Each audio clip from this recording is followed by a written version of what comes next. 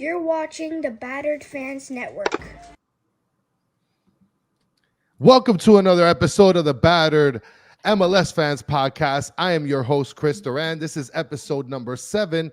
And alongside me, as you can tell in each corner, like the Brady Bunch, we have 4 people that are going to be joining us to talk a little bit about the MLS and what's the ongoings with Major League Soccer. So I'll go ahead and I'll go around clockwise. So Chris, what's going on, my friend? How are you?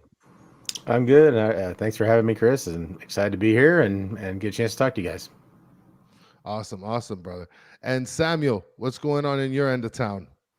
Yeah, not too much. Beautiful out here on the West Coast, late in summer into early fall, and looking forward to chatting some MLS. We get a little isolated out here, so good to talk with some people from around the continent. Good stuff. And Mike from Blue City Radio, what's going on with you, my friend?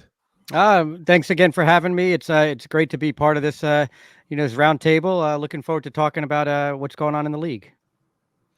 Awesome, thank you. And Tommy, one time from Scarves and Spikes, what's going on, buddy? Well, Danny's not here, so at least somebody will be nice to me this time around. Yeah, that's the good thing that you got going for you for sure. Yeah, because Danny is typically a soulless character. I'll just say that without being a little too drastic. All right. So one thing I kind of wanted to go ahead and get started to talk a little bit about was sort of the last weekend in the MLS. Now, there were a lot of games that sort of unfolded, but I kind of wanted to talk a little bit about St. Louis, because one thing I wanted to mention, Chris, is that you guys got a fan favorite of ours, which is Indiana Vassilev last year. And he is, if you ask Danny, he's going to say he's the worst player of all time. But he is considered like the Michael Jordan. I mean, I'm exaggerating a little bit. But what exactly happened to you guys in St. Louis? You guys were like a top dog last year. And then now you guys have sort of, fallen off the cliff. It was a combination of several things. Part of it was a lack of depth up front. When they had such a good season last year, Nico Gioacchini, who was a very, very vital part of that up front, and they sold him in the offseason to Como over in Italy, gave him a chance to kind of go back home. He grew up basically right close to there, and an opportunity to play in Europe, and they got promoted, and I think they felt comfortable with going into the season with Klaus and Adeniran up top, which obviously blew up in their face because that did not work at all. Also injuries. They've had massive injuries to guys like Celio Pompeo and Tomas Ostrak, who've really had elevated their play this year and really kind of stepped up and had been playing very well. And also it's just, it's a game of inches, literally. There's been games that, losses, from ties and ties from wins, that 1 inch here or there, or a post here or there, where those breaks were going their way last year, just not happening this year. Up to this point, and so I think there was just a regression kind of, which was going to be inevitable. I mean, they were not going to be able to run off and win the West again, with with the spending that they have, which is the lowest in the West, or one of the lowest in the West. And so, it was just a kind of a combination of bad breaks, bad injuries, things like that. And which, kind of boiled over to leading to many, many player changes recently, and obviously coach turnover as well. So, it wasn't, I don't think the realistic fan here would have said, oh yeah, we're going to win the West again. I was on several shows preseason, and I think I was saying, like 3-6 would make sense, somewhere in there. But obviously to this point, they obviously have not, accomplished that. But it's been an interesting season. So. And you guys actually, out of the last 14 games that you guys have played, you guys have only been able to get 2 wins out of that, with a couple ties and losses mixed in there. And just recently, you guys played LA, and you guys walked away with a win against the LA Galaxy. Yeah, this is a completely different team. Basically, the League's Cup, as soon as the transfer window opened, Their two big German signings, which is Cedric Teuchert and Marcel Hartel. Those two guys just kind of by themselves have really made a huge impact on what this team looks like. They actually got Klaus and Alm back on Sunday. So both those guys contributed. A guy that Samuel probably knows very well, and Simon Betcher has been a revelation here in St. Louis, who has really filled in for that striker spot that we were stuck playing Nokvi Thorson there. He's more of a winger. He's not really an MLS level striker. And after Adeniran was sent off to Philadelphia, that was really, kind of a situation where Betcher, was seizing the opportunity to get minutes and to, he seems like he loves being back in St. Louis. He went to school here. He went to St. Louis University. So he has family here and it's a great opportunity for him as well. And so a lot of these guys are just going to be, they're set up for next year as well. And that's the interesting about this team going into the last 7 games is they have a slim chance of making the playoffs. It's not realistic to say that, they're going to get in. It's a slim chance. The advantage that they have is that they do play Minnesota twice, and that's who they're chasing. So they have an opportunity. They also play Kansas once. So there is a chance to make up points. But if you've seen St. Louis City play since the transfer window, totally different team, like completely different team. They're so deep offensively now. And if they keep this team going into next year offensively, they're just going to be able to throw waves at people. If Ostrak comes back and Cilio comes back, and you have Hartel and Teuchert and Klaus and Thorson and Alm, and I mean they're going to have a lot of weapons. And so that's the thing that a lot of us here in St. Louis we're super excited about next year. If everybody stays healthy, we're like, man, this team could actually be really, really good. But we also have this season, and it's like, hey, if they play like they did against the Galaxy, they're going to be a tough out for anybody. One thing I want to mention, right? And I pulled up the standings here on the West, and as you could see here, you guys are in the 13th slot, but in reality, I mean, obviously we got to wait on miracles here, but there is a possibility that you can be able to sort of come up because you have New England, Minnesota, and you have Minnesota twice. And then on top of that, that's basically a 6-point swing each game.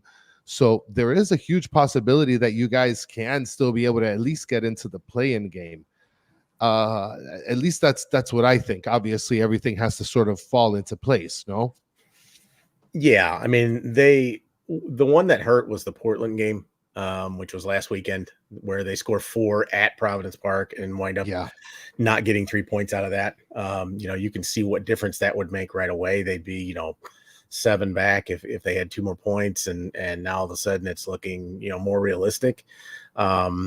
And again, that one hurt, but there's a lot of games they've had this year where, again, last year they turned a lot of losses into ties and ties into wins, and it's been the exact opposite this year, where they turned a lot of wins into ties and ties into losses, unfortunately. So, and it looks like there was a question about Berkey being, this year to last year. He's been very good this year. He hasn't been otherworldly like he was last year, where he was just insanely ridiculous almost every game. But he's been very good, all-star level. He just hasn't been, last year he had one of the greatest goalie seasons in the history of MLS. Like, it's hard to live up to that again. So, and defensively, absolutely.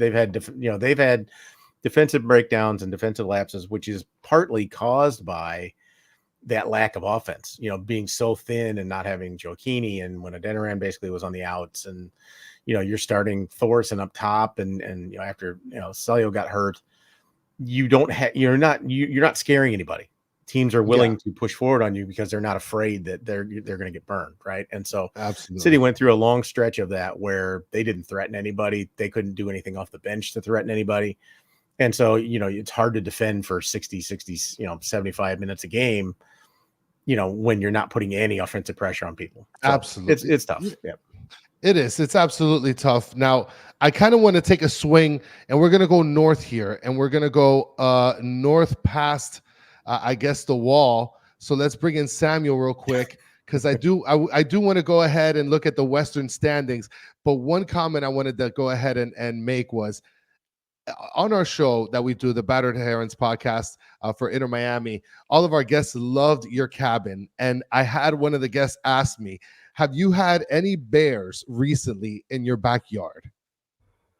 So I think when we spoke last, that was like early in the summer, right? So that's the Yes. time when like they're all down in the valleys. And so there's a lot more of them. This time of year, they're like way up high in the Alpines. So we don't see them as much, but we'll see them again when they come back down before they go into the dens for winter. But it's definitely a shorter period. So I haven't seen as many bears around recently for sure. When's bear Nice, meeting nice. or mating season? It's usually like July for the most part. So already done at this point. Was it a good time? Wow. That was a good one. That was a good Like, one. I don't know if you just As- like wake up and you just see like bears like flirting with each other in your backyard. Yeah, less so. Yeah, not like right in populated areas as much, but yeah, it, definitely. Yeah, you could Gotta run play into some it Barry the odd Manilow. time. Yeah, exactly. Listen, it happens from time to time, Tommy. It's the beautiful thing about this world. But let's get back to the soccer ball. So here we have the Western Conference standings, and one thing I want to talk about is I made a bet this past weekend, like the Neanderthal that I am. I made a 2-bet parlay where I bet Miami and Vancouver to win.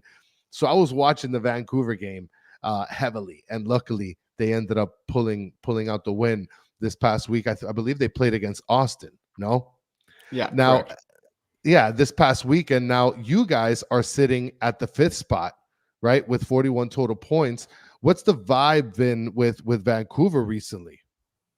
I think that, I mean, the vibe's been really good. They've been on a solid run here over the last 7-8 matches. I mean, it's Yeah, been I see that. while there's been runs up and down throughout the year, it overwhelmingly it's been positive. I mean, you even look at those standings, and the Whitecaps have 2 matches in hand on Colorado and a couple other teams above them as well. So there's potential to get into that top 4, and really that's been the messaging throughout the organization all year, is getting into that top 4, getting one of those spots, and then trying to make noise in the playoffs, because it's been a very long time since the Whitecaps have had playoff success. And so they're looking to host playoff matches, win a round, create some real momentum in the city. Because I think everyone who's a diehard and invested is involved in this team, but getting people, elsewhere in the city to kind of commit and believe in the project is something you can only do when you start to make noise in the playoffs. So that's really the goal this year. And Stuart Armstrong, who they just brought in today, former Southampton and Celtic man, former teammate of Ryan Gauld's at Dundee United back in the day. That's, finally they're filling that 3rd designated player spot. It is a guy that's older. The Whitecaps haven't gone after 30 plus designated players very often, but it's very clear now that this organization believes that this year, next year, perhaps the year after that, that's the window with Gauld, with Kubas, Brian White, probably in, the best form he's going to be in as a pro this next couple of years. The time is now to kind of push all the chips in. And I think that's evident that's what the Whitecaps are doing with this latest signing. Well, and the good thing about you guys, to be honest, I was just looking at your upcoming schedule. You guys have 2 games in hand. You and Chris, St. Louis, you both have games coming this week, and there's only 6 games coming up this weekend. And it just so happens to be St. Louis is going to be playing against New England, and then Vancouver is going to be playing against FC Dallas. Those are 2 of the 6 games for this weekend, sort of over the international break. Now, again, you guys have 2 games in hand, but I don't see you guys really taking a loss, other than maybe when you guys play against LAFC. Oof, well, you guys got Real Salt Lake too. I mean, you guys got a pretty thick schedule coming up. So yeah, I think the thing that we've been looking at here in Vancouver is international absences are going to hit hard this upcoming weekend against FC Dallas. So Ryan Gauld gets his first call to Scotland in 10 plus years, which is fantastic for Ryan, but obviously not great for timing wise for the Whitecaps. Ali Ahmed called to the Canadian national team. Pedro Vite with Ecuador, Andres Cubas with Paraguay. So all of a sudden, you're missing a bunch of key contributors. Brian White, unfortunately, in Canadian Championship recently, was a crazy play, like just took a ball to the head off a kickoff and went down. He's had some concussion issues, so that's never good to see. So this Whitecaps lineup this weekend against Dallas at home, it's going to be an interesting one for sure. I don't think Stuart Armstrong, he said he's fit, but he's not match fit today in the press conference, so I don't imagine he's ready. It's going to be a weird lineup against FC Dallas. And you look at the Whitecaps have FC Dallas and San Jose Earthquakes at home. They need to get 6 points out of that so that they buy themselves room where you don't have to beat a Seattle or a LAFC or a RSL. You're not relying on those. That's one, if we're being really nitpicky, that's one area where maybe the Whitecaps haven't quite delivered on expectation this year is at home. In the past, home form was fantastic and they really struggled away. They've changed a little bit their style, a little more pragmatic, less guns blazing, more patient, willing to just look for high quality chances. And that's really worked away from home. We saw against Austin, against Pacific, the Canadian Premier League and the Canadian Championship. They pick their moments, they counter press, they score a goal, boom, they secure that. And then they're much better than they used to be at seeing out results. And that's really worked on the road. For some reason, they don't have the same mentality at home. They feel like they have to be front runners, and it's not always worked. So against teams like San Jose and FC Dallas at home, where you want to be front runners, you want to take that team out of the match in the first 20, 25 minutes. It's going to be interesting to see if they can get it done. Oh, absolutely. And then, I mean, look, like I said, you guys do have a pretty hectic schedule coming up, a lot of games that are sort of within close proximity in terms of time, but you guys have been pretty stellar from what I've seen. It's just, I guess, about the injuries. I guess we'll stay north and we'll head over eastbound over to Mike over with Blue City Radio. Let's talk a little bit about the East Coast and NYCFC, where you guys stand, Mike. As far as NYCFC goes, one thing that I wanted to mention, Mike, was that you guys in reality have had a slew of sort of losses and ties, but you guys were on fire at some point in the middle of the season. What's going on with you guys over in the Northeast? I think the one thing that NYCFC fans are trying to figure out, and I'd be curious to get your guys' opinion on this, but NYCFC has been playing down to their competition. They play up against certain teams, but then they play down. And when I look at it, and no offense to you, Tom, but we drew against Atlanta twice. We drew against Chicago Fire twice. Those are teams that, at least Chicago Fire, we thought we should have won that game at home. Most recent game, 4-0. We ended up drawing that game 2-2 with 2 late goals scored for Chicago. So ultimately what's going on is that this team just can't figure out results. It's the youngest squad in the league. So they might get out there. They might, get a lead, but they can't hold on to it. Look, the one thing they were holding as a positive, we've taken Columbus to the mat 3 times. We've lost all 3 of those games, so we didn't get any points out of those.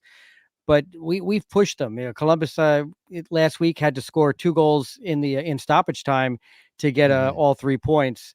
And Ted Uncle, Nick Cushing, the head coach for NYCFC, thinks that Ted Uncle, basically ran a pick on one of our defenders coming back to try to play that ball. So there's some calls that haven't gone our way, but I guess that's just part and parcel of the league.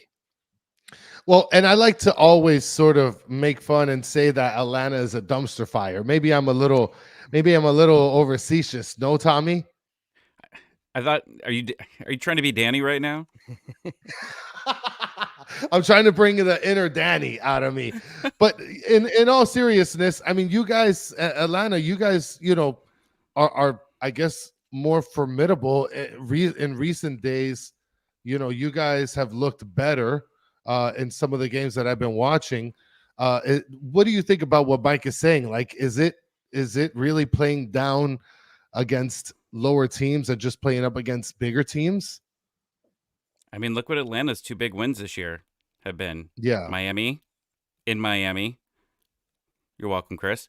And beating Columbus at home.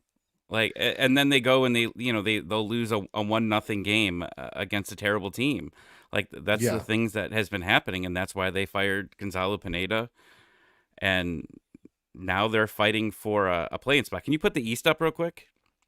Yeah. I'm going to go ahead and bring that up. So before I went ahead, I brought the West. Now here's the East. So here we have, for example, just to put this in retrospect, NYCFC is sitting with 39 points in the 5th spot, and Atlanta is sitting down at the play-in spot at the 9th place with 31 points. So. Yeah, and like you look at this, there's almost like a few separate playoff races when you look at the standings, right? Like Miami's clinched, right? That they're going to probably get the number 1 seed, and then your second playoff race is the Battle of Ohio, right?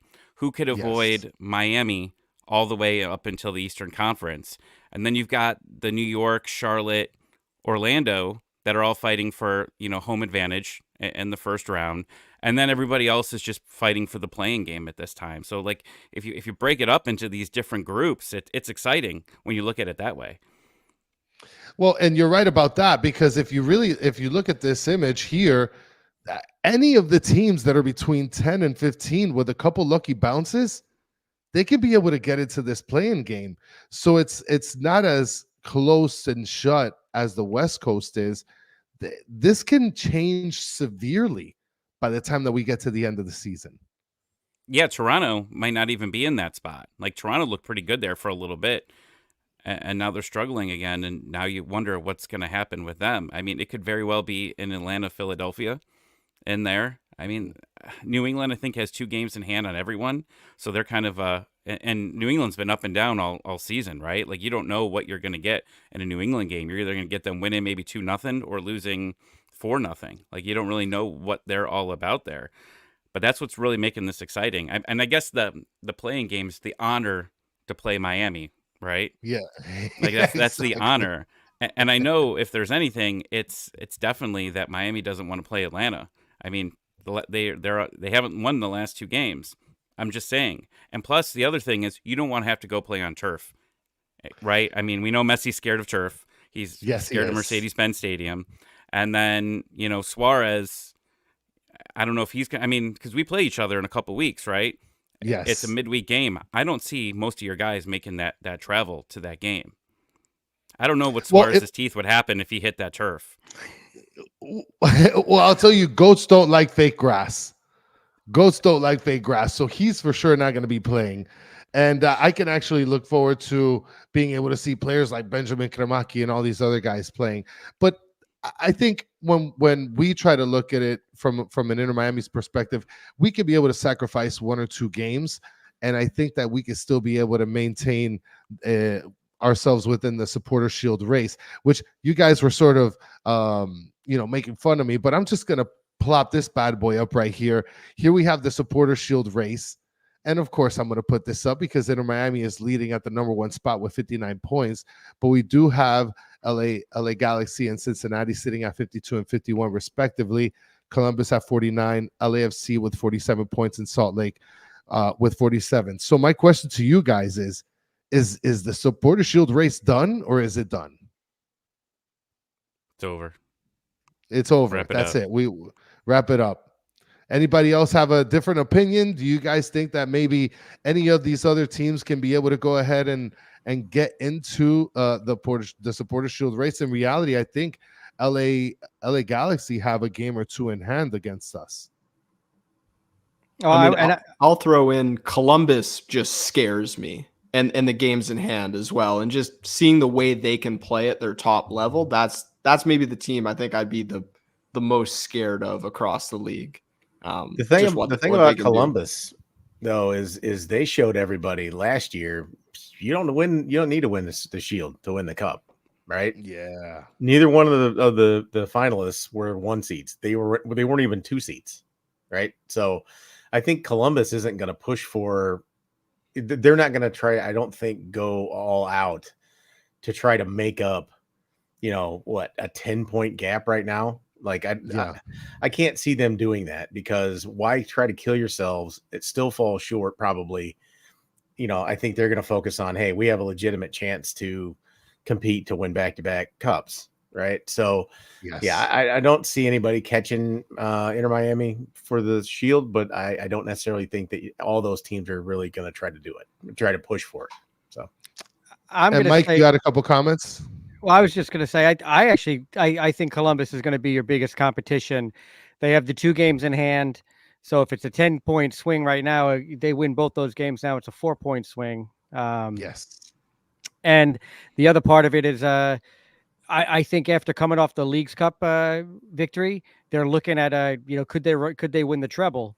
And it's going to be one step at a time. But they're going to. I think Nancy. You saw what Nancy did against NYCFC. It was a hard fought game. NYCFC last week, played the better soccer for most of the match. But after NYCFC scored that tying goal in the 86th minute, Wilfred Nancy immediately went positive, immediately brought on attacking subs, and he got the result that he wanted. He got 3 points. So, he got the result in midweek with a heavy rotated squad against Philly, and he's I don't see him taking any games off. I think he feels he has a lot of confidence in his squad to get results regardless of who's on the field. I haven't seen the schedule in a while, like what the playoff schedule is. Is there a weird break in there because of international? Like I haven't looked So at pay attention to it, but they're going to get tired. Like, and do you want yes. them to burn out in a best of 3? That's the problem that you have to worry about here, because they did get burned out when eventually they got to Atlanta. Darlington Nagbe, they sat him the whole game, and when Nagbe's tired, he's not good. When he's not in the lineup, their record's real bad, and Yeah. they've got to get these guys. Look, winning MLS Cup is obviously the most important thing here, right? Winning back to back is rare Yeah. here. That's going to be their goal. They're going to have to sit players eventually. However, they have had some games, right, when they had the congestion in the beginning of the season, where they were able to sit guys and get results.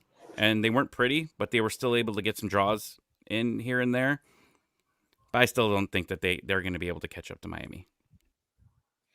Well, it's funny that you mentioned that, because in reality, when I was looking at Miami, and we have about a week, we got 2 weeks from our last game as far as rest is concerned, so we'll be able to have rested players for that time.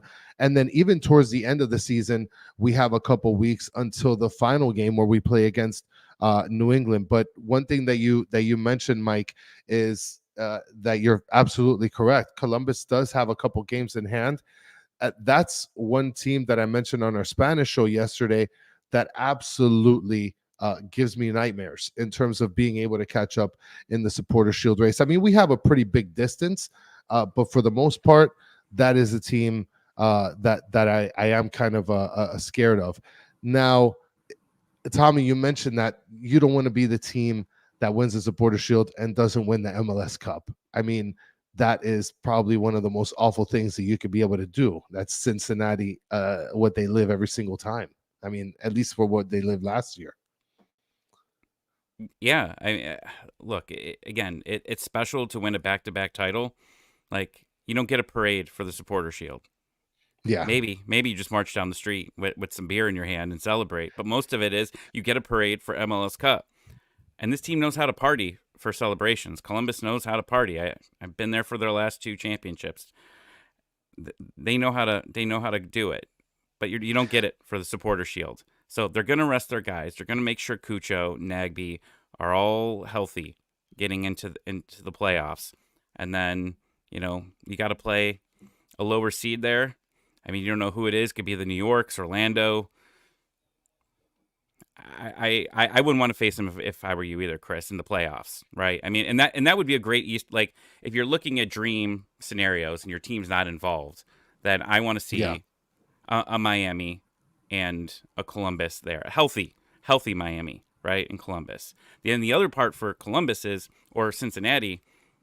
Sorry, Chris, got some old guys on that team, right? They could possibly get a little worn out as you get through the playoffs, right? Cold weather. You go into Ohio for game 2 and a best of 3. I don't do good and cold, right? I stiffen up, and Messi's like 40 years older than me. So you don't know what's going to happen with him when he gets out there. Well, let's hope that Messi doesn't crumble like a bunch of cookies. But I want to mention something now that we're talking about Supporter Shield, and this is sort of off topic in terms of the scheduling and the teams.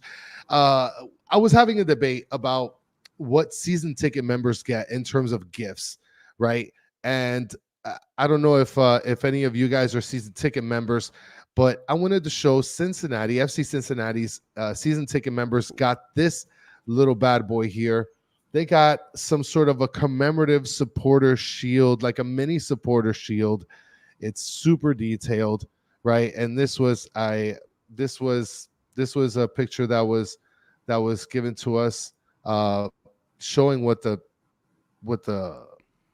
season ticket members get. I mean, look at how detailed that is. For those of you on audio, I apologize in advance, but this is something that is super cool that you can be able to get. I guess it's a commemorative sort of deal. And then here's another image where you can be able to see. I mean, it looks beautiful. And shout out to Justin Blair. Yeah, well, I don't know if it's a coaster. It seems like it's sort of a display thing. I mean, look at that, right? 2023 support. You could use it as a coaster in reality. Do any of you guys know of any sort of similar gifts? Because I, as a season ticket holder, got a box with a bufanda and a member card that I can be able to get my 10% discount at concessions for. I saw Chris, he went ahead and took away his mute button. So Chris, do you know what St. Louis season ticket members are getting in terms of gifts? Yeah, so last year we got a very nice metal commemorative first season plaque. We also got a very nice inaugural season scarf. I don't know if you picked up on what I said, Chris, but yeah. You guys hear me? We can hear you. I think Chris is freezing out. Oh, okay. The other Chris. Sorry. Yeah, the other Chris. Oh, gotcha. Okay. Chris with a K. Chris with a K. Yeah, so we got a commemorative inaugural season scarf and a very nice metal kind of plaque thing last year. This year we had flags. They send us patches occasionally. It's not just like it's always something at the beginning of the season in a very nice, almost library quality binding kind of bookshelf looking display thing. And then they also are nice enough to like toss random things like mid-season. They'll just be like, hey, keep an eye out. We're sending everybody something. So they do a really nice job with outreach and, and sending stuff to fans during the season as well. So, and then I don't know, as far as what you guys have in your experience at, as far as giveaways at stadiums, if you guys have giveaways all the time or once in a while. I mean, in St. Louis, it's every game. It's usually really high-end stuff. It's banners, it's flags, it's all kinds of stuff. It's bags. Which is fun because they don't need to do that to draw here. They're not relying on, giveaways in order to sell tickets. They're going to sell out every time anyways, at least for the next foreseeable future. So, they're very generous when it comes to that stuff. Now, Mike, you also wanted to kind of chime in to let us know what season ticket members get. Again, like I said, in the beginning, we got like a little box with a bufanda. We still haven't gotten, the season ticket members still haven't gotten their mid-season gift from this year. That's supposed to be given to us at the end of this year. So do you know of what season ticket members get, Mike? Yeah, for NYCFC, it's been a love-hate relationship with their season ticket holders and the front office. First 4 years, we got a commemorative box. Our second year, the box was actually a nice aluminum oversized box. The box matched the design of their away kit, what they call the Hypno kit, but it came with trinkets, scarves, the member card, things like that. And little by little, it has gone downhill to where in the last 3 years, they don't even deliver member gifts to the fans. Fans have to pick them up pregame because the team basically said, yeah, we were losing so much money on shipping because they were shipping these items and then the items were getting shipped back, and NYCFC was saying that they had to pay for the return shipping. that they basically said, all right, if you want your season ticket package, you just got to pick it up at a fan event during the day of the game. And it's Wow. just it's literally going down like an assembly line of here's your scarves, here's a couple of pins, here's a little canvas tote bag, and we'll see you later. So Ed, we're sitting here again. Maybe it's wrong of us to do, but we look at we have Red Bull in our backyard, or they look at us as being in their backyard. We're seeing Red Bull fans get, sneakers, get jackets, get all this, dedicated season ticket member merch. And we're getting stuff that is very, very generic. They did well in the beginning, but it's gone downhill. But like I said, they're probably saving money to pay for this stadium that they're building. Yeah, that makes a lot of sense. Samuel, if do you or go ahead, Tommy, you were going to chime in? Oh, Atlanta started out same thing. Atlanta started out great. I mean, I got a few of them. Some people sent me things, and then nice boxes, like crazy boxes that light up when you open it. Statues. Yeah. They had like a Joseph Martinez golden statue that they've sent. I mean, they've done great things, and then it started getting a little bit cheaper every single year. Like they gave them an option. You went to a website, it was like the Home Shopping Network. You could pick like, oh, do you want an Atlanta United spatula? Or would you like a license plate holder or a couple drinking glasses? Like, and I think the last one, people were really complaining about it. And then it was like a huge ticket increase as well with that. And like, it just started becoming a slap to the face. So I guess really the lesson you learn is don't go big at the beginning. Don't set expectations high, because when you start going low, people are going to start calling you cheap. Well, and you mentioned something about this sort of, I guess, home shopping network vibe, because we also got like the notice that we're going to be given some sort of catalog to run through to be able to select what it is that we want to purchase and not purchase or be given. So I really don't want a spatula, Tommy. That's 1,000%. I don't want any spatulas with the Inter Miami logo on it. I mean, why not? You got a new place? You got to cook? Yeah, get out of here. I want something that, listen, it was mentioned here in the chat, and I'll go ahead and bring it up. Cookie Ninja Game says, Crew season ticket member also got a Cucho bobblehead. I think that every single team in the MLS needs to incorporate giving bobbleheads. The fact that I have never seen as a ticket member in it for Inter Miami, a bobblehead boggles my mind. So let's finish off with Samuel. By any chance, do you know if Vancouver season ticket members got some sort of really nice gift or anything like that?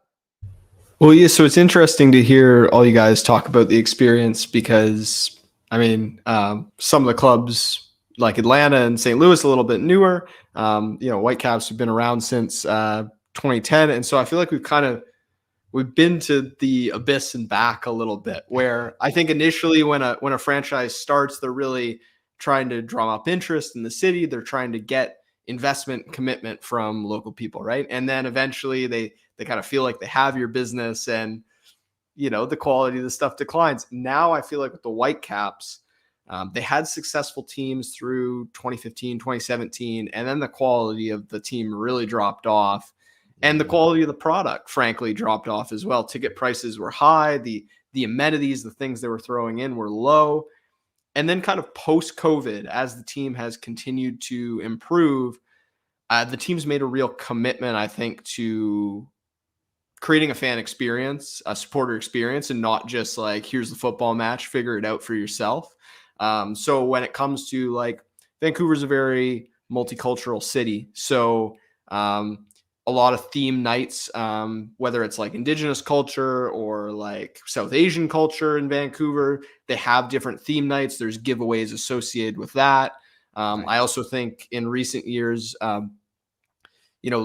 this year is the 50th anniversary of the club. So going all the way back to NASL days, pre-MLS day, but everything has sort of been 50th anniversary themed. I know that season ticket holders got a really nice package this year that included, I think, a scarf and even a kit in some circumstances for the 50th anniversary. Everything's kind of been in that blue and gold theme. So I think the Whitecaps have stepped it back up and kind of made a renewed investment towards the holistic fan experience, and not just kind of, here's your ticket on for match day. So I think this is the natural ebb and flow of a club, right? Like what they feel like they can get away with. And Just depending on how successful the team is and how much interest they're drawing, it kind of tends to go back and forth. Yeah, and that makes a lot of sense. I'll tell you, for the Miami Marlins here that play baseball, they actually do the same thing, Samuel. That they capitalize on the cultures here in Miami. They'll have, Puerto Rican night, Dominican night, Cuban night. So they try to be able to sort of get that fan base in, and then of course they'll have a jersey with that flag on it. A lot of, I guess, multicultural places will have that sort of promotion to be able to get the fans in the stands. One thing that I wanted to mention, and shout out to Mike for mentioning this, that international break falls between the first round and the conference semifinals. We're actually approaching our international break at this very moment here. We do have 6 games that are going to be taking place this Saturday. And it's critical that you mentioned that, Mike, because during that first round in conference semifinals, you might see some critical players not playing in the playoffs. Now, for those of you that are sort of in a place where you're comfortably into the playoffs, like NYCFC and Vancouver, but you guys, I would imagine you guys are kind of looking at it like we might be losing on some critical players here when it comes time to really rise and grind in the playoffs. Mike, what's your perspective in terms of that happening? Do you think that you guys have enough depth that you can be able to sort of power through in that sense? Yes. I mean, to answer your question, I believe so. Yes. The funny part is heading into decision day, our last 2 home games right now are on the fence because we have to either play in Yankee Stadium or Citi Field. And right now the Yankees have one of the best records in Major League Baseball, and the Mets are on their typical September run where they might push into that wild card. Yeah. So we were told last week that right now those 2 last home games are scheduled to be in Red Bull Arena, which is not a home field advantage for NYCFC. So there's that. And then, yes, but I do think from a depth perspective, we'll be fine with the international break, because the reality of it is since the days of Maxime Chanot and Anton Tinnerholm and Alex Ring, we don't have a lot of players that go out on international break. Our striker, who was only made a striker this year, Alonso Martinez, just got his first call up to Costa Rica. And then a lot of the guys that are getting call-ups are getting youth call-ups. So Christian McFarland for England, Jovan Mijatovic for Serbia. Those guys aren't necessarily the key starters. Now, Chris, I wanted to jump over to you because you guys are actually, like I mentioned when I was talking about the standings, you guys do still have the opportunity that you can be able to sort of come in and play into the playing game. And you mentioned a couple of people that are actually going to be gone on international duty. Do you sort of see the same thing? You guys feel like you have enough depth that you can be able to sort of power through, or is it just going to be too many critical players that are not going to be available? Well, I don't see us really having anybody who's going to be gone. I haven't heard of any call-ups. I mean, the only one really that would potentially get called would be Cal Hebert for Canada. And that's a depth piece for us in the back. Had a nice game against the Galaxy on Sunday, but no, I mean, the roster as currently constructed, especially since they've made changes, we don't have that many. Yeah, we don't have that many international level guys, right? We have a lot of, the running joke is that we're trying to compete and win 2 Bundesliga right now because we keep bringing in 2 Bundesliga guys, and so those guys are usually not internet, at the national level of quality, right? And so so we'll be fine as far as depth. The bigger concern for us has been injuries, but now that Klaus and Alm are back, they're going to be as healthy and as full roster as they can be for the last 7 games. So they'll be all right. Seems like they're going to be firing on all cylinders. Now, Tommy, what about you? Do you foresee anybody taking sort of international duty, and then you guys are going to be depleted in a dumpster fire again, or you guys think that you'll be able to sort of manage and maintain the space that you guys have? No, they're fine. They're fine right now. That's solid. I mean, they're not playing through the window, I don't believe. Yeah.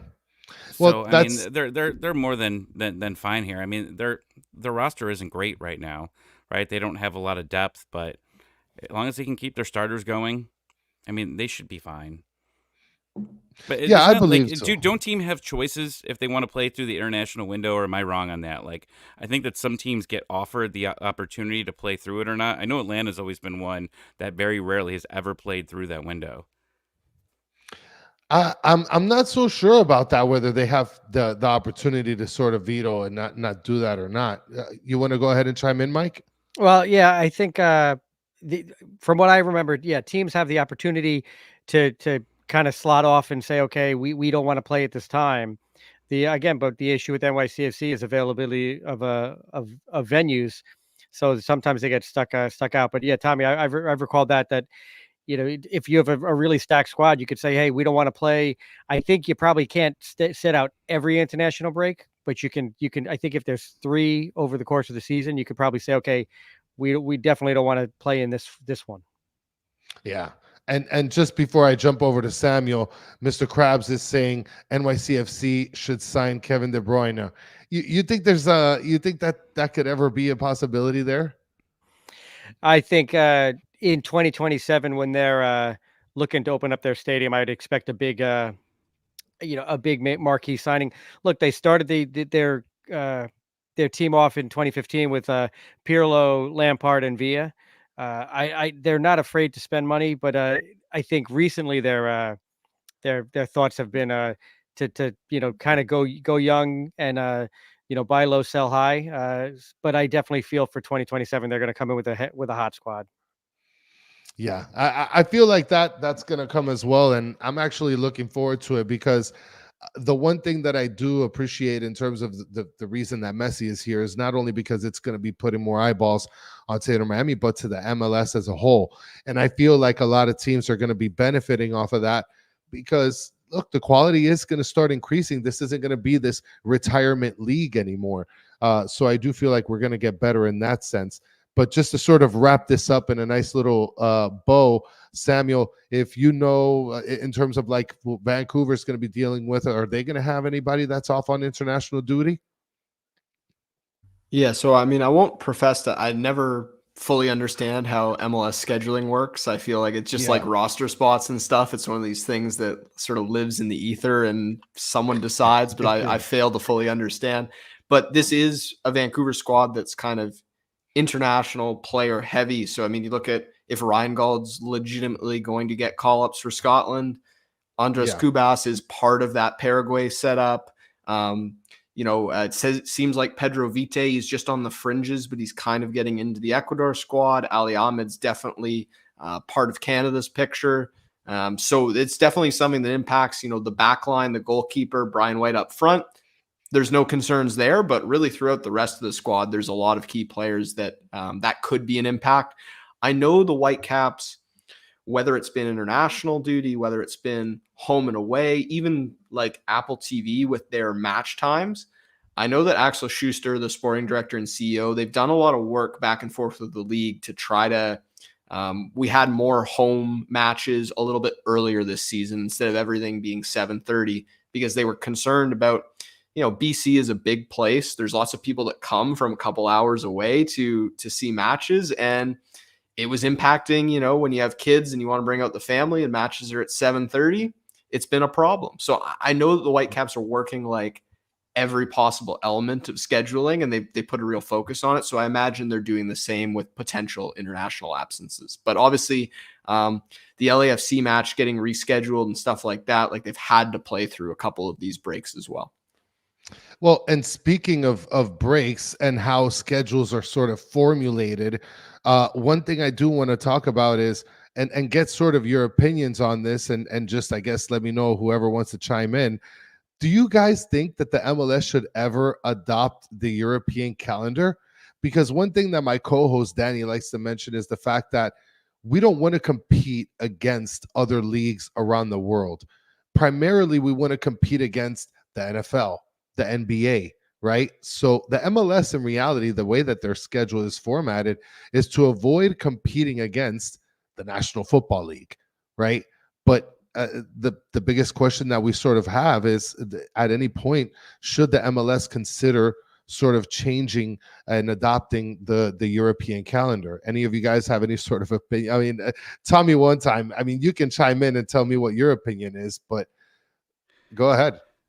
Do we really want to hear from the guy who plays in a dome, though, in the South? Damn it. They don't take advantage of the summer. No, I think they should keep what they do. But like, all you're competing against is really Major League Baseball, right? But you take all your games and you throw them into these late nights, right? Like, it would be great if you could wake up in the morning, watch a match at noon, right? And then get a 3 o'clock game and then go in and watch it. And then, oh, wait, on Sunday, there is another match or two. And they have some Sunday matches right there. And at the beginning of the season, we had that, right? I think the Crew, yeah, I was at the opener for the Crew, and there that was way too early of drinking for me, but that was great, right? They had a noon game, a 3 game, and it went on, and they did that for about a month, and then it just went back into the 7 o'clock. Now, I don't know if they're tied to it because of the MLS, wraparound show and moving around, but I would say that it'd be better for everybody to be able to move times around, because ever since the schedule changed, I've watched less MLS than I ever have, because there's just not, I can't just sit down randomly and be like, oh, you know what? There's an MLS game on in the afternoon on the weekend. You should be controlling this as much as you can from spring until college football starts. Then at college football starts, then have everything at night, because, a lot of popular games are on during the day. Do what you want during football season, but during the summer, you should be taking advantage of it, and they do absolutely nothing to take advantage of that at all. Those are solid points, Tommy. I mean, that's one thing that you're 1,000% correct on.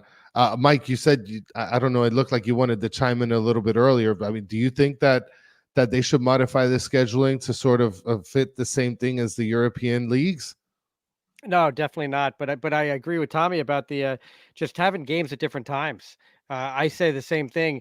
Everyone kicking off at 7:30. I watch, probably 25% of the games that I used to watch, because if there was a game going on, I guess Vancouver's got the one benefit of being so late on the West Coast. You can usually catch their game, but for the most part, East Coast, everything's starting at the same time. You Yes. definitely lose the audience, and I think that's just a shame. I do believe it has something to do with Apple TV and MLS and that contract, but it's definitely you're chasing the wrong dollars at that point. Well, I think one of the things, and maybe if any of you other guys have any opinion on it, but I think one of the problems is we're stuck with this idea of playing on prime time, right? Where you have your in the National Football League here in the United States, you have your 1 o'clock games or 4 o'clock games, and then you got your 7 o'clock games. Now, the thing is, everybody's playing at the same time. Like you guys mentioned, there's no way to get a midday game or a late night game unless it's a West Coast team, right? How do you feel about it, Samuel? Since you guys are really out on the West Coast, you guys actually give us the opportunity to have games at different times than what's considered prime time. Yeah, so I think I would second the last couple guys in terms of there's an opportunity here with the summer season to capture an audience that's more difficult to capture in the winter, right? But one of the elephants in the room is Leagues Cup taking up one of the best months of the year and creating this weird, like, is this a break? Is this not a break? What are we doing? I would love to, we've chatted about it on shows here in Vancouver, see Leagues Cup turn into, kind of like what, CONCACAF Champions League probably should be. But if they want to create some MLS Liga MX entity that kind of overtakes that, well, treat it like a Champions League and run it concurrently at the same time as the league schedule, throw it in midweek. I feel like that would make more sense. And then, try to capitalize on summer and, like Premier League or, European leagues, highlight matches not only during, in air quotes, prime time, but also a noon match, and whether that's noon on the East Coast, noon on the West Coast.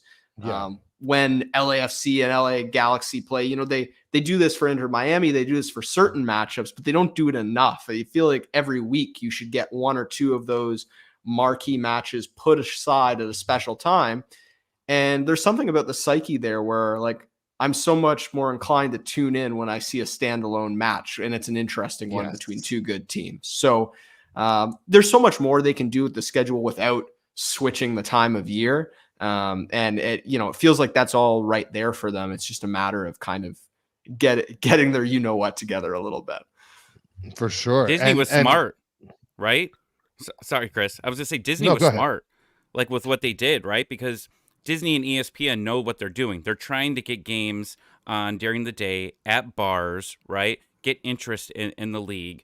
And now that they don't really have as many games on Fox as they used to, you don't get those big matchups, right? Because I guarantee you, if this contract stayed with where it was, you'd be seeing Messi on in the afternoon on ESPN frequently or on Fox. But because they're tied onto Apple TV, they're stuck in this bubble. They don't care with what they're doing. You've already bought their product, right?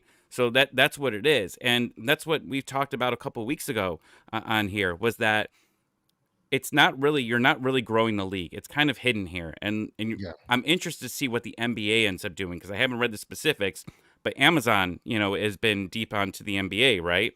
What are they going to do? Because I haven't seen MLS on at a bar like since MLS has taken over, right? Like that doesn't happen. And you don't get the casual people, and they're not aiming towards that to really grow it, to get people to just go out and watch a game. If I watch an MLS game, I got to watch it at my friend's house and log in to their, you know, whatever, to be able to watch it, because you can't go to a bar and be like, hey, can I log into my Apple TV here so me and my friends can watch a game while we eat some food? Like that doesn't happen. Yeah.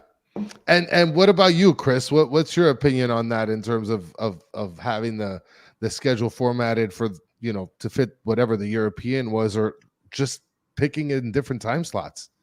Well, yeah, these guys have all made really good points. I think it's counterproductive from the league's perspective and Apple TV. Yeah, the goal should be not to grow the fan base of any one individual team. It should be to grow the interest in the league as a whole. Yeah. And when your TV is set up that you have to make a decision between, oh, I can watch my team play or one other game at the same exact time, but I can't, you know, have that, you know, midday game, or, you know, that it's so restrictive. It just seems counterproductive that they're not helping to grow interest in the league as a whole. And so, you know, the one thing that you want is you want to help educate your fans, and you want your fans to see more than just one team or just your local team. And that's how you grow interest in the league as a whole, you know, and the worst thing you can have is a bunch of people like, oh, I tune in for my team, but I don't have any idea who's on any other club. I don't ever watch any other games. That's not helping grow interest in the sport. It's not helping grow interest in the league. You know, as far as the schedule that they play, obviously, you know, they are never, ever, ever going to go up against NFL. Like that's, you know, that would be suicidal. You know, what gets tossed around here in St. Louis sometimes is the idea of doing something like what Liga MX does, which is the split season, the Apertura Clausura. You know, Samuel and Tommy, they, you know, they can go sit in nice domes where it's temperature controlled and it's 70 degrees. Here in St. Louis, we have these things called seasons, where it's freezing cold in the wintertime and it's hot and humid and ridiculous in the summer. And so the thought of taking a month break or a 6-week break right in the middle of the season where we don't have 95% humidity is appealing to St. Louisans sometimes. And so there has been that discussion of maybe they should look and do something like that. I don't know if the North American non-Mexican, so let's call it, you know, US and Canada mind can comprehend having two champions in one season. I don't know if that's something that people could. It would make people's heads explode. Like, wait a minute, who's the champion? You know, I'm old enough to remember the strikes, vaguely. I was very little, but the baseball strike where they did the split season in like 81, I think, or 80. And they had the first season champion play the second half champion, you know, and it was a weird deal, and they've never had to do it again. But, you could do something like that. But again, you know, like Samuel said, they're already causing this extended season with Leagues Cup. And, I think they could shorten the season up and fit it into a better window if they would pursue roster expansion and just, let, I don't want to get into the Open Cup discussion because I could talk about that for 3 hours, but I mean, it's if they were more flexible on their roster situations, then you could wedge some of these tournaments in midweek or, and figure out a better way to do this. But no, trying to compete against the NFL would be suicide. So, well, and you mentioned that you mentioned something about, roster expansion that would definitely help with tournaments like the Leagues Cup, like US Open Cup. I mean, Inter Miami didn't involve themselves in the US Open Cup. They wanted to send their B team to be able to participate in that. And in reality, if it was up to sort of expanding rosters, then it would have been different. And Samuel, you mentioned something about how nobody knows how the roster rules and all that stuff works. We did put a video on our battered Herons page. If you guys want to check it out, sort of how the ins and outs work in terms of like the roster rules and all that kind of good stuff. Now, Mike, I noticed that you wanted to chime in. Did you want to go ahead and chime into one of the points that Chris or any of the other fellas made? Well, I actually wanted to ask. Yeah, I wanted to ask Chris and Sam from the West, relative to the scheduling with this unbalanced schedule. Where you're only playing, we only play West Coast teams 3 or 4 times a season. You guys only play the East Coast teams that limited amount. I that's one of the things that I struggle with is, not only do I not know a lot about what's going on with Atlanta or Miami, I pay attention to the games as they're getting closer, as those opponents are getting closer. But I can't remember the last time I saw a St. Louis game. Never. Yeah, I've never seen one. Well, okay. Well, I'll let them know that they're, they need to do a better job of marketing in Atlanta and New York than, for us just coming into the league, right? That's one of the weird things for us, for people who are not diehards, who did not watch MLS before we got a team, to say, okay, we're going to be in 7 games, right? We're going to be done with our second season. And there's still teams in this league we have not played. That's a weird deal. Like that's an odd concept, is that, we have not played Montreal yet. I mean, there's teams that in this league that we haven't played in 2 seasons. There's also the question of, and you guys may have talked about this in a previous episode, or maybe it's coming up as the season gets closer. What does the conference alignment look like next year with San Diego coming in, right? That's a question that a lot of us here in St. Louis are curious about, because if they decide to, if they're going to move somebody, Nashville's that team. Well, Nashville's in the East already, right? So it's like, is it going to be? Is it, who gets moved, when they get moved? What that's going to look like, and how that realigns. And then, they're going to 32 at some point. So does it then become 2 16s or 4 8s? Like, there's just a lot of those questions right now that are unanswered. So, well, and one thing I kind of want to mention is, and Mike, I'll piggyback off of the question you asked, like, who watches St. Louis or Vancouver games?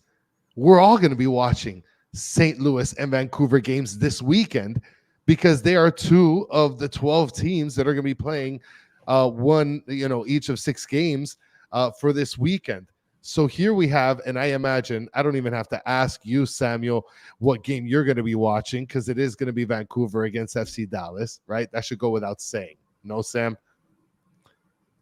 Yeah, absolutely. It's very interesting out in the West Coast here, when an NYCFC is an opponent, it's like this mad scramble to try to figure out what you've missed for the last 2 or 3 years, right? Oh, that guy was transferred on a year and a half ago and I didn't even know about it. Like it is weird. The thing I wonder too, in terms of Chris's point from St. Louis about the scheduling, travel is something we think about here on the West Coast a lot. Because all of our journeys are decently lengthy. I think something we wondered about in Vancouver is like, does it go to an even further extreme at some point where it's just kind of West plays West, East plays East, and there's some sort of meeting in the playoffs? Because something we've heard players, especially that come from Europe, or other countries complain about throughout their time in MLS is just the crazy travel schedules. And if you didn't have Vancouver to Miami, Vancouver to New York, LA to New England, those kinds of things going on, that would eliminate some of that challenge. And we ended up going to Vancouver to play you guys earlier this year, and that was a disaster. Like, and there was we a big saw what hoopla. happened, right? Yeah. So the club had to scramble to try to appease people who were angry, and this was something you could see coming if you followed the team closely. You could see coming a mile away. You looked at Miami's travel, Vancouver's travel that week, and you always kind of knew what was going to happen. But what a shame for what should be a real marquee matchup in the league, and something really exciting for people in Vancouver. They'd never seen Miami before, and then it just kind of, creates a big mess. Yeah, you were going to say something, Tommy? Miami's caused so many issues across the entire league, right? Like, They didn't go to there, Birmingham, Alabama either.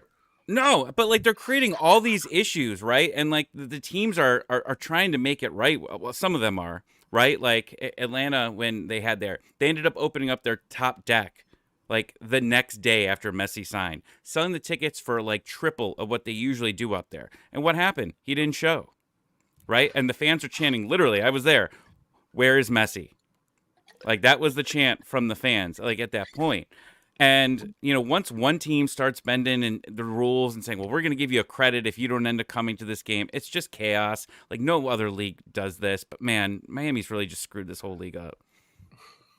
And Chris, I see that you took the mute button off. I was going to ask you, before you make a point on that, I imagine that you're going to be watching St. Louis play against New England this Saturday, no? The Taylor Twellman Cup. Yes, I will be. His hometown against his MLS club. He is on the call. We were talking about that on Twitter or on X today.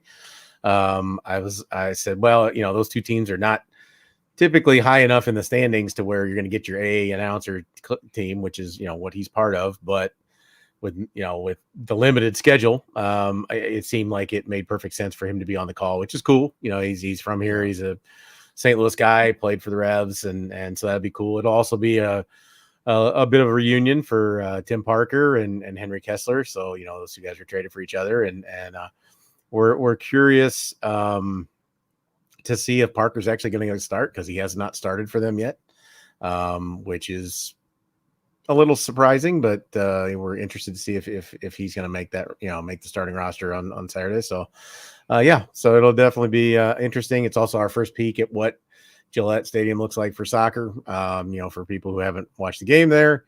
And again, it's another important game for us. So, there will be the typical 15 watch parties all over the city and the suburbs. So plenty of people out and about watching the game at 6:30. So, yep. I want to mention something because Mr. Krabs is here saying this past season we played Vancouver for the first time ever in our 4th season ever. So this goes back to the comment you made, Chris, where you guys haven't even played Montreal. 4 years have passed, and it was the first time we played Vancouver. That is wild. That is absolutely wild. Yeah, we haven't played the Red Bulls yet. We haven't played Montreal yet. I'm trying to think of we haven't played Philadelphia. Yeah, I mean, it's just bizarre. I mean, but this happens in other sports, right? As a baseball fan, I've seen Mike Trout in St. Louis one time in his entire career. Once. Mm-hmm. Yeah, that makes sense. That is unacceptable. Like, they're trying, they're trying to change that. Yeah, but it's not how you market your superstars. You want them traveling. You want them to be in different markets, and that's the thing is, they need to have a schedule that makes more sense. And it's tough, and I think it will become easier. Like Samuel said, if they do something that's more regionalized once they eventually go to 32, and if it's 4/8, then you have maybe a little bit more flexibility to do more frequent, home and away type situations year to year, but we'll see. Yeah, that makes a lot of sense. Yeah, go ahead, Mike. The problem is you can remember back to there were times when NYCFC was just in the league, 10 years ago, we were playing the Red Bulls 3 times a year, so that they were building those local matchups where you were playing the same teams over and over again. So you go to 4/8, that's going to be great, but then you're going to be playing the same guys over and over again, and that's not good, because then you're going to be playing guys on the West even less frequently. There's got to It's be like the NFL. yeah. Because I mean, we play Kansas 3 times this year, you know, and it's a great rivalry, and it's bitter, and we hate each other, and it's awesome. But yeah, at a certain point, it's like we looked at the schedule this year. It was like, well, we played them, you know, twice last year, then 3 more times in the playoffs, or twice in the playoffs. Now we're playing them 3 more times in the regular season. Like, you can't keep going to the same well over and over and over. Like, I mean, you know, it's just one of those deals where, yeah, we get it. It's a rivalry, but we also have other potential regional rivalries, you know, and that's why, you know, in St. Louis, and not to focus too much on St. Louis, but you know, we're 4 hours from Chicago. We're 4 hours from Nashville. Those are rivals in other sports, i.e. hockey and, you know, baseball for Chicago. You know, and so there is a potential that if the alignment changed, that it would benefit us from a more regional perspective. But then you'd have a situation like Mike said, where maybe you wind up playing these teams too much, and it's just overkill, you know, if you don't have enough variety. So it's a balance. I mean, I'm not saying that there's an easy solution for it. So no, absolutely. And Tommy, you wanted to go ahead and chime in? I would just say that's why the supporters shield is a joke at this point. Sorry, I know you're about to win it, and that's a whole other conversation. But I'm sorry, but what do you do in this? You try to create ratings, right? So they're always going to try to put the big teams, the big West Coast teams against the big East Coast teams as often as they can, right? Yeah. And you're going to see a Seattle, like Atlanta, like for especially early on when they were so good, right? And they were ratings monsters. Okay, well, you're going to play the Galaxy. You're going to play LAFC. You're going to play Seattle consistently. And no offense, but like they weren't putting them against Vancouver like often, because it's not ratings. So what they're going to try to do with a Miami or the big ratings teams is put them against the best. And that's where it screws everything up, because these higher teams have higher expectations and harder seasons because they're constantly putting you against some of the better teams out there. That makes a lot of sense. Go ahead, Sam. Well, yeah, I guess I'll just throw in that you're totally right that like Vancouver, especially across North America, like it's never going to be viewed as a marquee market, right? So from like my perspective, my thought is the more you get to play against Seattle, Portland, LAFC, in spite of the fact it's not gone very well the last year or so, and we've seen a lot of them, multiple competitions, but yeah. I just know from like the traffic, the interest we get on our site, and the interactions we get, those are the matches that people are up here in Vancouver. They like seeing the Canadian teams, to be fair, and that's a weird one because obviously they're across the country, but there's still a local element there. But overall, getting to see the West Coast teams more frequently, that's where people are really invested. So for me, as much as seeing Miami NYCFC is cool from season to season, I don't think that's what really like drives interest in this area. The needle. Exactly. It's one of those things where you might go out of curiosity, but honestly, I think some people see, you know, even like FC Cincinnati, it's a great team, but they see them on the schedule and they kind of go, what do I know about that team? I might go do something else this week. And, you know, I'll be back when they play. I'll be back when they play the Galaxy. So I think there's two sides of the coin there, and it depends on which market you're in, and it just kind of depends on the situation. I think that's a perfect point that you just made, though, Samuel, because it doesn't push the needle as much as people really anticipated to when it comes to getting those matchups together, right? You think, oh, Miami is going to be the big draw, right? But those regional sort of close by teams might be a bigger draw because there's more of an investment. You know more about the opponent. Well, we already know what Samuel and what Chris is going to be watching from one of the 6 games this weekend. I want to see what Mike and Tommy is going to be watching. So just to go over the games, I already mentioned we have Vancouver against FC Dallas, and we got St. Louis playing against New England. We also got Columbus going against Seattle, Chicago against DC United, and the New York Red Bulls playing against Sporting KC, and the Houston Dynamo playing LAFC. I guess I'll start with you, Tommy. What one game are you looking forward to seeing out of the 6, or are you just not going to watch any MLS this weekend? Well, I got tickets to Weezer, on Saturday night. So taking my daughter for her birthday to go see Weezer, but it's in Columbus. So I'm tailgating with the Columbus supporters, having some drinks with some friends. So I'm kind of there, but that match would be fantastic if if not healthy, if all the players weren't on international break, right? Like I believe Cucho's not going to be there. So instantly that match, which is a must watch on a normal weekend, or the value of it goes down. I mean, if it were me, if I wasn't going, I'd be watching New York and Kansas City. I mean, New York's a team there that I'm watching for my own benefit in the East there. So I'm concerned about my teams if I was watching it. I imagine that would be the game that you'd be watching, and I imagine that, Mike, you're going to give me a very similar answer. No? Yeah, Tommy makes a great point with Cucho not being there. Obviously, I think this is going to be the game for Columbus where if they could get these points with the international break and the absences, that'll be huge for their. We just talked about their chances to compete for a Supporters Shield. I think NYCFC fans are always going to turn on a Red Bull game, hoping that the Red Bulls are going to lose. I'm just going to be honest with that. And look, New England and St. Louis sounds like an interesting matchup, but only if it's in St. Louis. New England Gillette is a horrible place to. Actually, I just saw Kenny Chesney in Gillette Stadium but for soccer, it's not the best place to be there. So it's going to be an ugly game in Gillette. So yeah, I would think it'd be New York, Kansas is that match because nobody wants to have to be forced to watch DC and Chicago play. Yeah, that's going to be awful. First of all, I want to mention something. Chicago has the worst hot dogs I've ever seen or ever eaten in my whole life. I just need to put that out there into the earth and need to put that out there in the space because Chicago hot dogs are the worst thing I've ever seen in my whole life. No, but Chicago hot meat sandwiches are awesome. I don't know why they got the hot dog so bad, but you get an Italian grinder from beef, from a deli. That's awesome. No, those hot dogs are awful though. Those hot dogs are disgusting. Chicago hot dogs. I mean, how much can you put of garbage on a hot dog?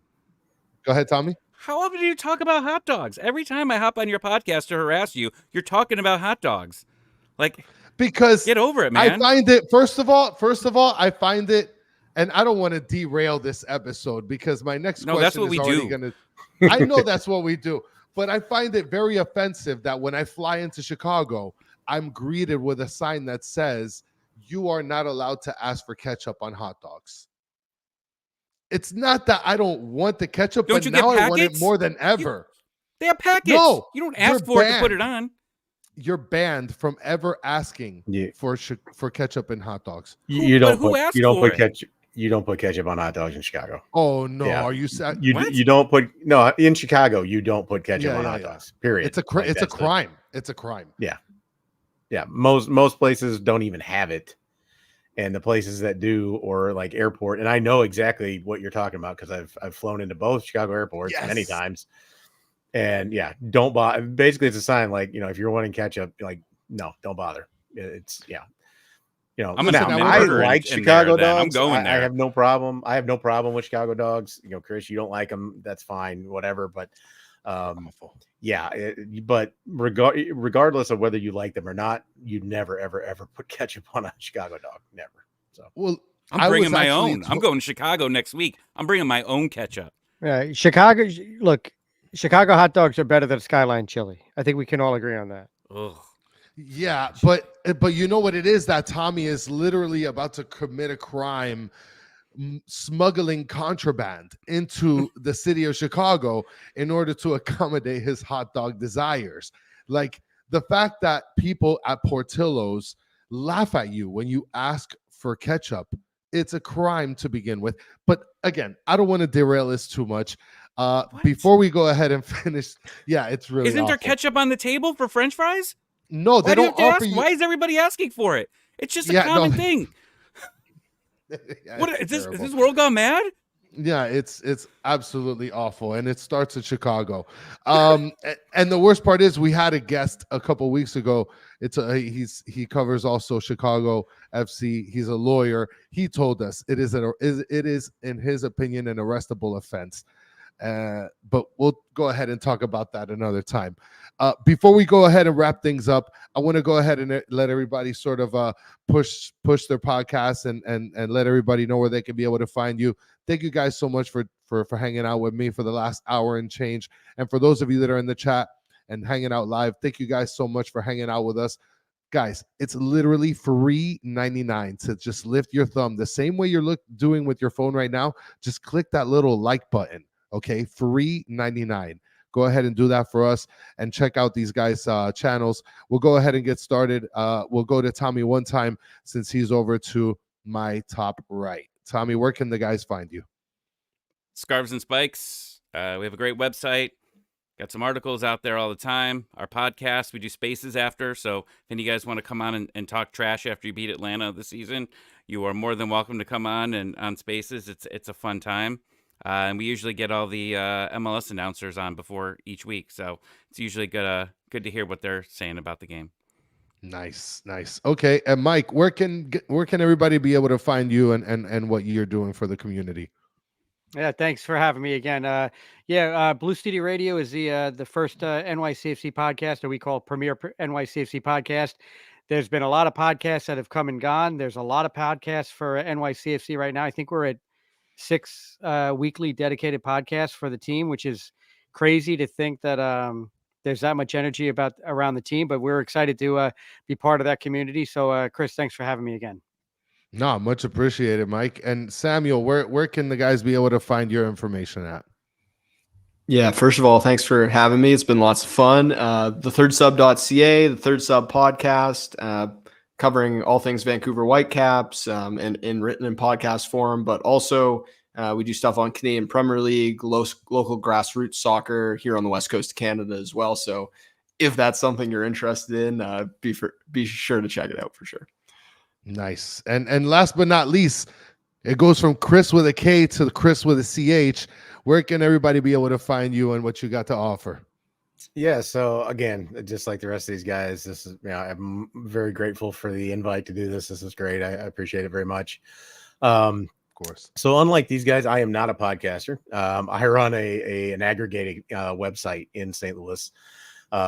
So Mike was talking about all the podcasts that they have for NYCFC. We have 27 St. Louis soccer podcasts right now. What? So yeah, we have 27 of them. Again, it kind of gets into why we talk, why St. Louis is one of the soccer places of this country. I won't use the term everybody hates, but we know what we're talking about. So really what my kind of role has become is just to help promote all those guys and what they do. So we have so much soccer content in St. Louis. We have, so the website is really designed around not only featuring those guys and helping get clicks and eyes and we have writers and we have YouTubers and all kinds of soccer content. We also feature multiple podcasts for our opponent every week. So I know for a fact that we highlighted, the Inter Miami podcast when we played them last year and Scarves and Spikes this year. And so we like to get the opposing view as well of other teams. So we also have a section, each week that says, hey, here's the other teams guys, help you guys get some clicks and views and ears on your stuff. So really it covers, the website covers pretty much, like I said, all the MLS content we have in the city. And then also all the way down from college, high school. We have a high school Champions League that's starting this year. So all the best St. Louis high school programs are going to play in a Champions League style tournament. So that's getting ready to get started. So we're covering that. So all, basically everything soccer in St. Louis. So so that's it. Good stuff. And El Bigote is chiming in the chat, said, I just subscribed to Tommy so I can pop in and troll him. And then Florida Man comes in and says, we're not checking any of these guys out. Laugh out loud. Just kidding. Florida Man, how dare you? Okay, let's grow this community. You're a jerk, Florida Man. I sent you a care package with a bunch of stuff. I'm never going to send you a care package ever again. Do the guys a favor. check them out. Check out their content. Let's grow this community. Tell everybody that you know to check out their content so we can grow this community. And last but not least, I do have an oddball question. I think Tommy is the only one that's answered this. And now that I finally get to be able to host this show with Danny watching and not being here, surveying what I have to ask, I need to know, all of you need to answer this right now. Keanu Reeves, yes or no? No. Whoa. I mean, Keanu Reeves, yes. He's Canadian, so it has to be a yes for me. Yes. What about you, Chris? Keanu Reeves, yes or no? No other context, just yes or no. I mean, he was Neo, so yes. And I've Tommy, never I seen think- those movies ever. Not Tommy- one of them. I've seen half of one of them, and that's why I What? gave it a no. Mike, he's literally crawling in New York subways, being the most helpful person in the history of humanity. I'm a big Point Break fan. That might tell you my age demographic relative to you guys. So He was in Speed, Mike. You never saw Speed? I saw Speed 2. Speed 2? You didn't see No, Speed 1? Speed, I think he meant as Speed well. I saw also. Speed Oh, 2. yeah. Okay, nice. He saw And it was Speed a good also. movie. Yeah. It was a good movie, right? It was Sandra Bullock back in her hot days. Bill and Ted. There we go. Yes, Bill and Ted's Bill and Excellent Ted. Adventure, yes. Yeah, Yeah. see. All right, so that kind of hurts my feelings, Mike. But I'll take 2 out of 4. Tommy has never seen The Matrix, so he doesn't even count. Now I'm bringing the inner Danny in me. Get out of here, Tommy. I'm just gonna mute you. I'm if just I going to take can. me and my ketchup, and I'm going to slather all over a hot dog, baby. Let's go, guys. All right. So for those of you that are listening on audio, thank you guys so much for listening. Guys, put in a comment and say, Danny, you suck. Keanu Reeves, yes. If you guys can remember to put that, like and subscribe on whatever audio platform, Spotify, iTunes, Napster, whatever you can. For those of you that are chilling in the chat and watching live, thank you guys so much. You guys are literally the best part of the podcast, best part of the show. And guys, if you know anybody that wants to follow MLS content, that is interested in growing this league from a fan's perspective, and also to be able to just kind of grow with this naturally, guys, let everybody know to catch us, Battered MLS Fans Podcast. Let them know to like and subscribe. And again, can appreciate you guys more than enough. Thank you guys so much for hanging out with me. To Chris, Samuel, Mike, and Tommy, much appreciated. This was a great episode. It was my first time hosting Battered MLS Fans, so much appreciated to you guys so much. And guys, until the next one, have a good one.